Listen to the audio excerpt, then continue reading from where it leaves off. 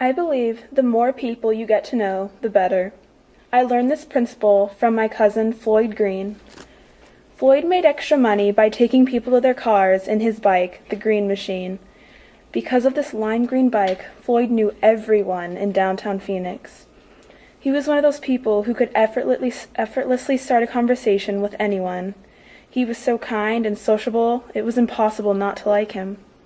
I envy him for this trait a rare few have. One day, on Floyd's mother's birthday, my younger cousins and I were enjoying a ride on the Green Machine.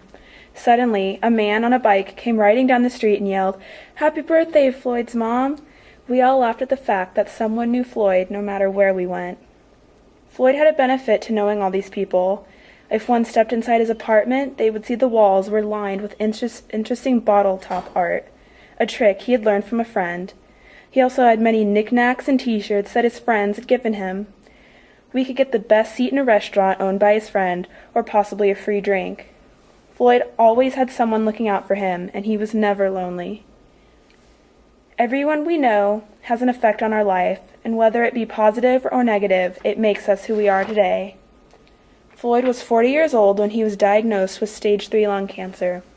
I never understood why such a kind man who had never smoked would be cursed with this illness. Even when Floyd lay sick in his hospital bed, he would offer his guests food that had been given to him as a get-well gift. 3 months later, we lost him. I will never forget his funeral. It was held in a standard-sized chapel.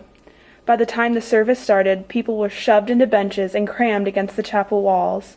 The room was bursting with people. The funeral lasted hours, filled with stories from Floyd's childhood. When I saw him lying in that casket, it broke my heart. I saw a man lifeless and still. It was not the Floyd I had known.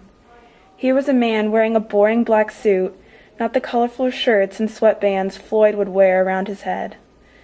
However, I did not let this image take over my memories of him. As I looked around the chapel, I saw many people I didn't know, who didn't know me, and who probably didn't know each other. But Floyd brought us together. In my mind, he is still Floyd, the man who wore crazy clothes, who rode the Green Machine, and who knew everyone. He is proof that the more people you get to know, the better. This I believe.